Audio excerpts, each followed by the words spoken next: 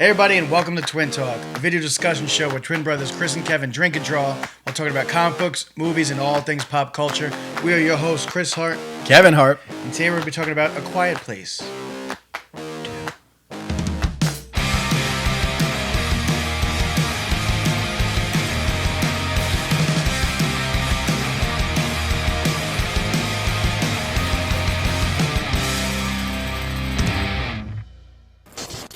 Stick around to the end of the episode to see how a drawing of one of the aliens from A Quiet Place came out. And if you like what you see, subscribe to the channel for more content.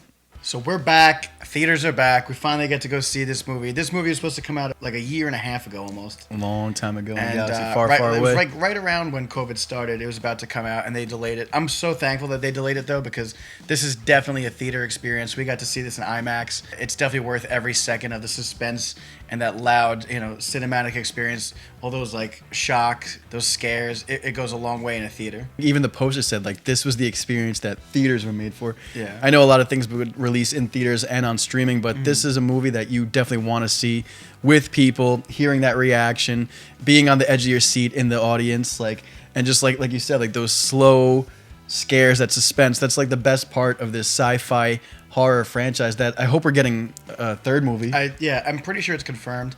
The way this movie ends kind of leaves it like open ending. I wanted to see a resolution to the story, and I think that there will be a third part, like a third chapter. I hope so, because it's a really good franchise. Round out the trilogy, yeah. I know John Krasinski said that he didn't want to even do a sequel, but the studio was like, yeah, you made a lot of money on the first one. We're moving forward, with or without you. It could have left off on the first movie, but honestly, this is such a genius concept. It is, that it's like, do as much as you can with it without like milking it dry, because otherwise if it's kind of getting stale, I don't want it to, because it's so good. I don't want it to become like a Jason in space. Yeah, like something like that, like Halloween 20 or Fast 9.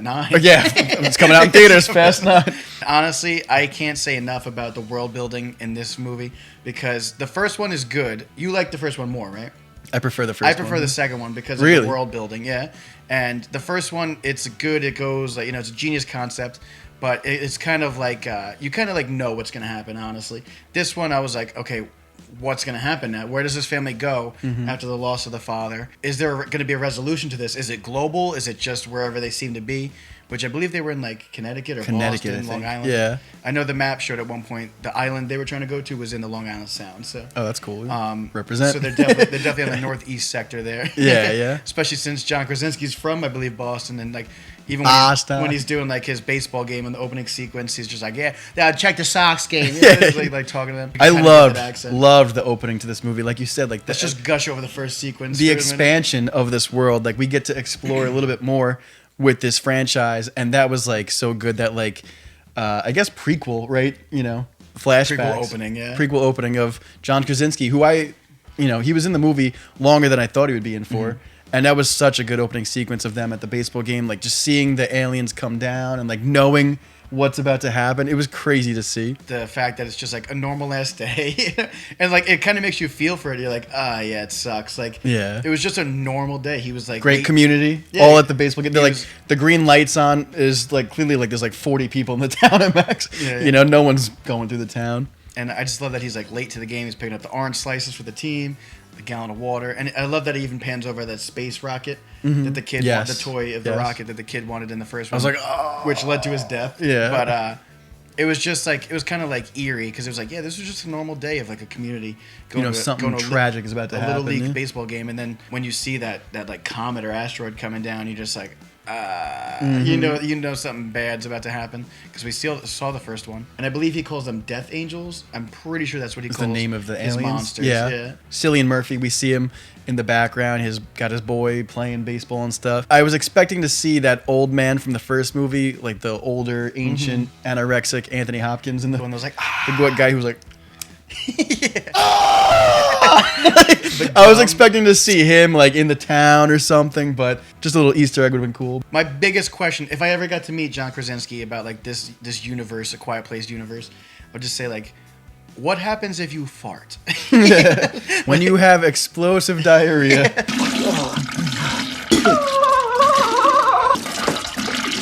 What happened? You have to go to like the waterfall. And like, oh, thank God. Dude. I just love how it continued right from the end of the first movie. Like as soon as they found what can kill them, and Emily Blunt is just like, boom, she takes him out, and I was like, let's go. And that's how that first movie ended. I like the cliffhangers that these movies are kind of ending on.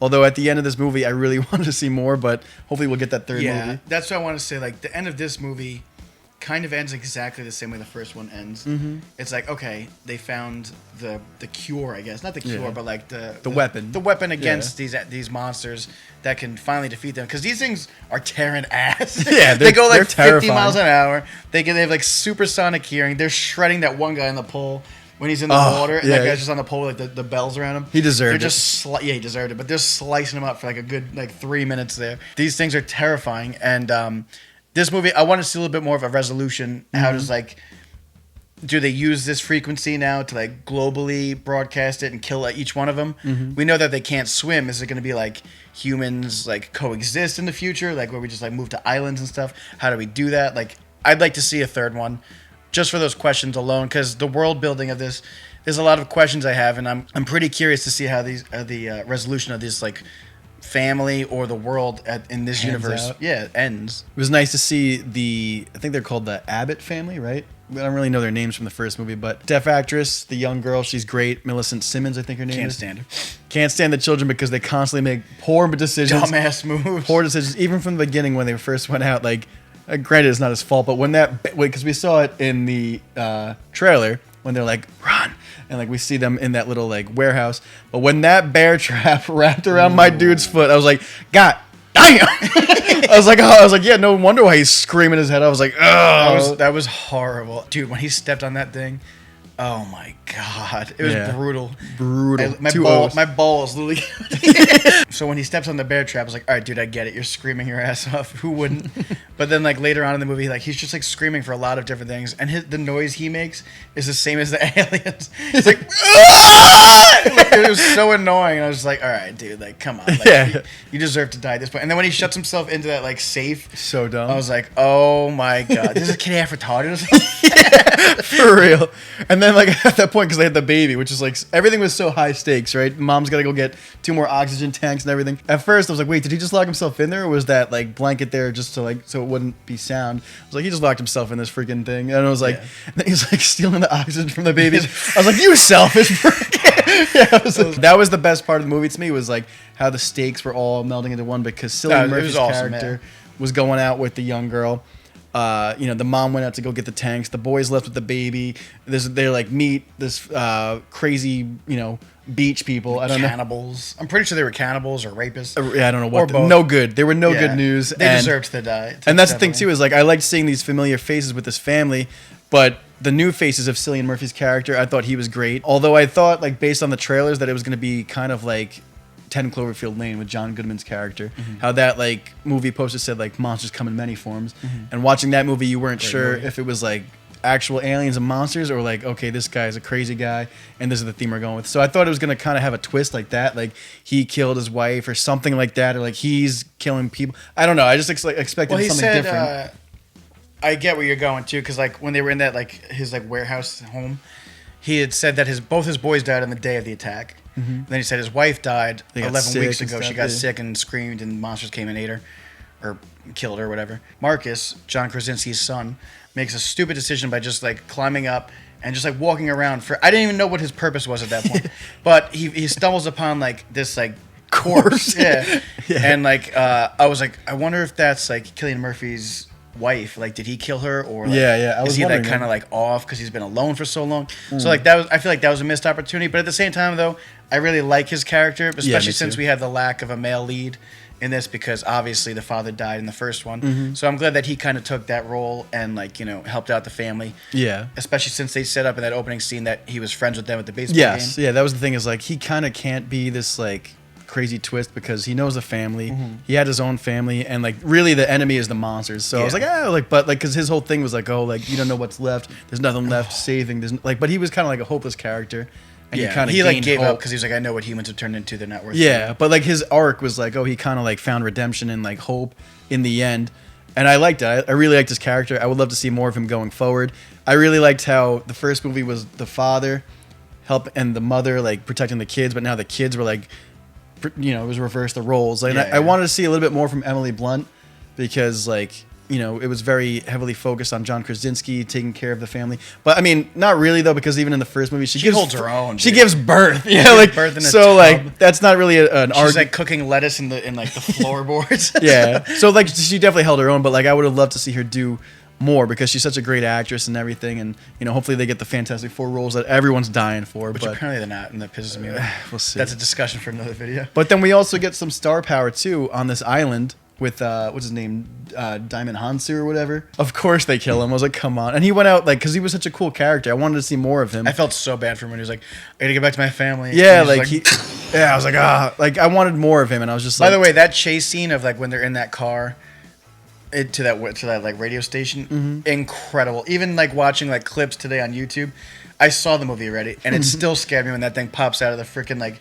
When she's like looking back in the car and there it is, like I was like, oh my god, this movie was so good with the suspense, and I liked that they showed more of the monsters. Yeah, me too. Because like suspense goes so far, and I'm a sucker for suspense, and this movie has that, but it also shows it's like the best of both worlds, and I love that. And I didn't know that they couldn't swim. Like I guess the sound, but also I was like, that makes sense. That they showed that. They showed that, because I was like, when he dumped in the water. I was like, oh my god, because that thing swimming with him. Yeah, I was like, oh my god, because I remembered from the first movie that like it went underneath to hear better, and I was like, oh yeah. But then I was like, I guess that was shallow water. It was like still on basement floor. Yeah. So I was like, okay, so clearly their weakness is sound and sinking. So I was like, all right, cool. We have a chance now as humans. So I want to see that resolution. That's what I'm saying. Like a chance. Like, do you know how much effort it takes to kill one of those things? I know. Yeah. And they're those like, things are I no believe joke. Early in the movie too, like the guys on the news watching the news, it says Shanghai explosion. I assume that was more aliens. Of course, yeah. So they landed on land, though. So I assume it's a global thing, and like. I want to see the next movie of just like sonic cannons, just go off, make it an action movie, make it like because Michael Bay's producing, so might as well just go ball out, like do like and like we're done with the family, they're done, so like just show like 2 or 3 years into the future of like the world, maybe like military getting together and like sonic cannons and just like lighting them up, just make it an action movie, and I would love that. And then like I want to see how the world goes back to normal after that, because I feel like we've done all we can with this family at this point. How do you feel about that? I think so, yeah. I mean, the baby's safe, the mom's safe. MVP of the movie, that baby. I thought the baby was gonna make so many more like problems, but it actually, the older kids were the dumbasses that made more problems. Exactly. That baby was the OG. He was just like, yo, give me my oxygen, I'm good. He's like, just put me back in my cradle, and then another thing too, like when she like goes in the water and like finds like the basket he was in, he puts him in. It was like Moses' origin movie. Yeah, exactly. Moses' origin film. But yeah, man, I love this movie. It was a lot of fun. Definitely a fun time in IMAX. I think it successfully builds upon the world that the first one set up, and it's a dope double feature.